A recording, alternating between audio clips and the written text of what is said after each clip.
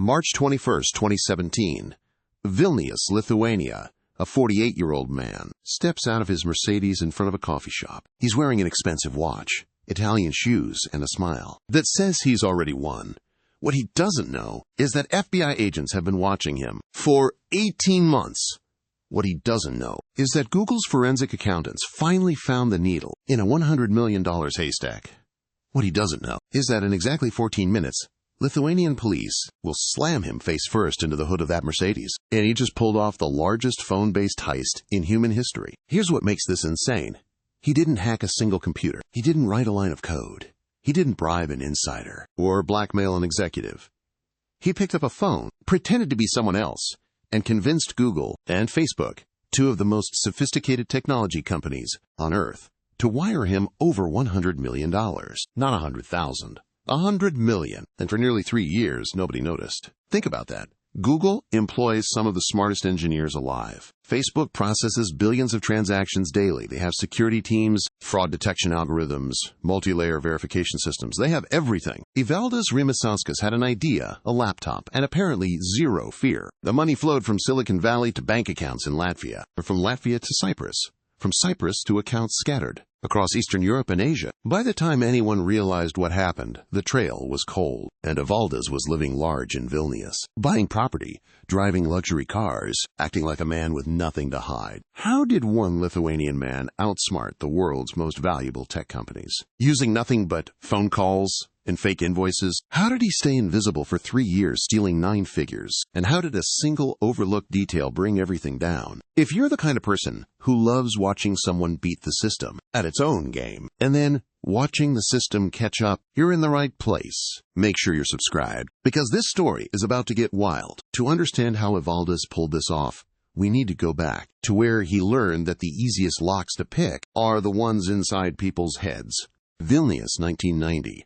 The Soviet Union is collapsing, and Lithuania is one of the first republics to break free. For young Evaldas Rimasauskas, it's chaos. But chaos means opportunity. The old rules are dying. The new rules haven't been written yet. And in that gap, certain people thrive. Evaldas wasn't a computer genius. He wasn't a criminal mastermind with a lengthy rap sheet. By most accounts, he was a businessman, unremarkable on paper, but with an eye for systems. Through the 1990s and 2000s, he bounced between ventures, import-export, consulting, vague business activities. He learned how international wire transfers worked. He learned how companies verified vendors. Bigger the organization, easier the invoice slipped through, unnoticed.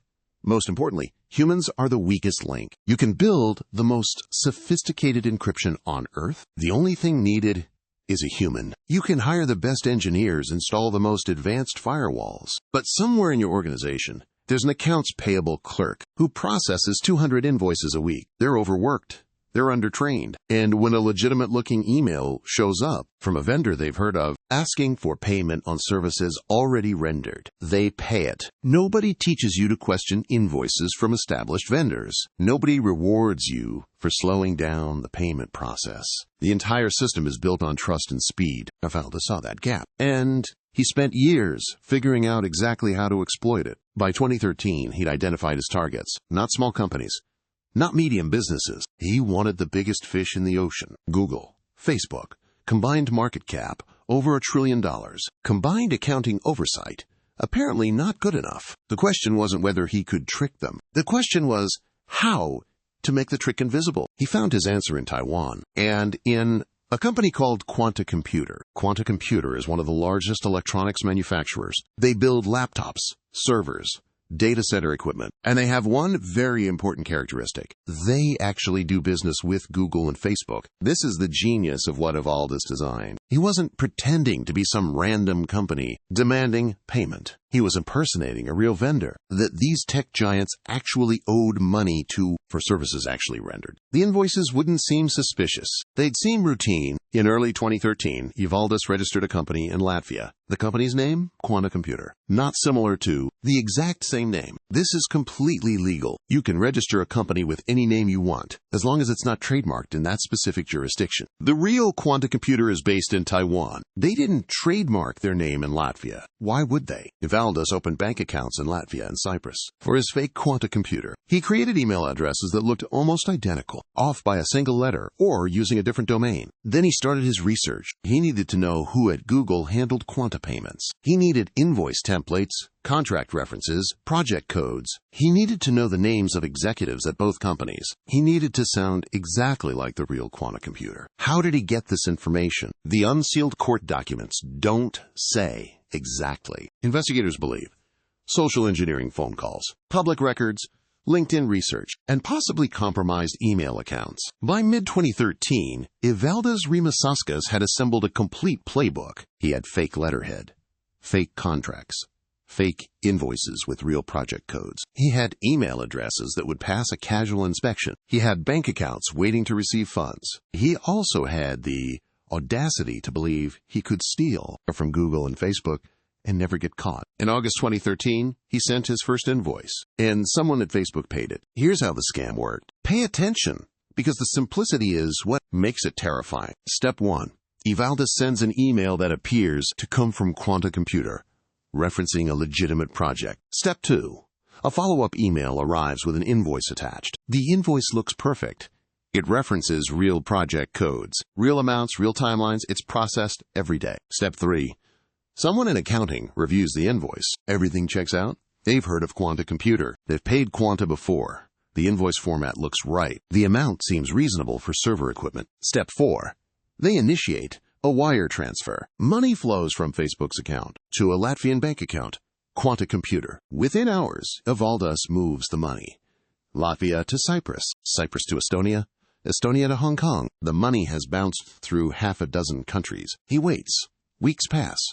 Months. No alarms, no phone calls, no FBI agents. So he does it again and again. 2013 to 2015, Evaldas sent dozens of fake invoices. Some were for tens of thousands of dollars. Some were for millions. Facebook wired $99 million. Google sent another $23 million. Here's what should terrify every business owner watching this. Nobody noticed for years. Think about the layers of failure required for this. Email security didn't flag the fake addresses. Accounting didn't verify banking changes with a phone call. Auditing didn't catch the duplicate payments. Management didn't question Quanta's invoices going to Latvia instead of Taiwan. The whole system just processed the fraud. Evaldas moved money into real estate, into legitimate investments, into the kind of lifestyle that suggests a man has figured something out. But he made one mistake. Actually, he made several. He just didn't know it yet. The unraveling started with a bank compliance officer in Latvia who got curious about unusually large deposits. Why was an obscure Latvian firm receiving tens of millions from American technology giants? They filed a suspicious activity report. That report landed on someone's desk at the FBI. Meanwhile, Google and Facebook had finally noticed the discrepancies. In late 2015, Facebook's internal audit team discovered millions had been wired to bank accounts that didn't match Quanta's.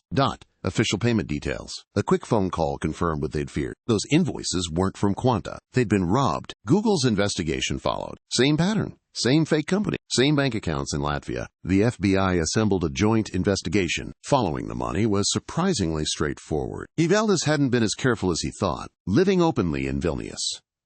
Not hiding. Maybe both. By early 2017, they had enough. On March 21st, Lithuanian police made their move. The coffee shop, the Mercedes, the Italian shoes, pressed into pavement.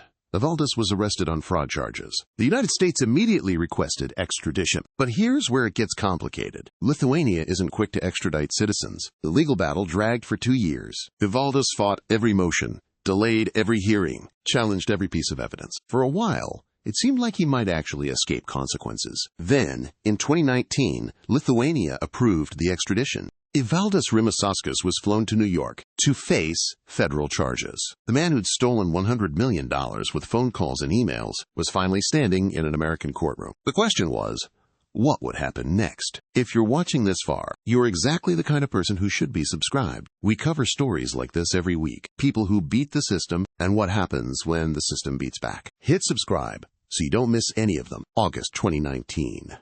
A federal courtroom in Manhattan. Evaldas Rimasauskas stands before the judge, no longer wearing Italian shoes. The swagger is gone. The smile is gone. He pleads guilty to 1 count of wire fraud. The prosecutors lay out the damage. $23 million from Google. Approximately $99 million from Facebook. Some of the money had been recovered. Frozen accounts. Seized assets. But tens of millions remain missing, laundered through a maze of international transactions. In December 2019, the sentence comes down. 5 years in federal prison. Additionally, he's ordered to forfeit $49.7 million and pay restitution to the victims. 5 years for stealing $100 million. Some people think he got off light. Others note that the 5 years doesn't include time served, and that federal prison isn't exactly a vacation. Either way, Evaldas Rimasauskas became the poster child for a type of crime that's still exploding today. BEC, business email compromise, is now the single most profitable form of cybercrime in the world. According to the FBI, BEC scams have caused over $50 billion in losses in the last decade. Not millions, billions. And here's the thing. The defenses haven't gotten much better. Companies still process invoices without verifying banking changes by phone. Employees still trust emails that look right. Nobody wants to be the person who slows down payments over paranoia. Evaldas Rimasauskas proved that you don't need to hack a system. You just need to understand how humans process trust. He targeted companies worth $1 trillion. He used technology from 1990, email and phone calls. He stole 9 figures and nearly got away with it. Is he in prison right now? Yes. Is his scheme being copied by thousands of criminals worldwide? Also, yes. The lesson isn't that crime doesn't pay. The lesson is that the simplest attacks are often the most effective and the hardest to defend against. What would you do if an invoice landed in your inbox from a vendor you recognize, asking for payment to a new account? Would you verify? Or would you just pay it? Most people pay it. That's why this crime still works. If you want to see another story, subscribe if you haven't, and we'll see you there. Because sometimes the biggest heists don't need guns, masks, or getaway cars. Sometimes all they need is a phone call and someone willing to answer.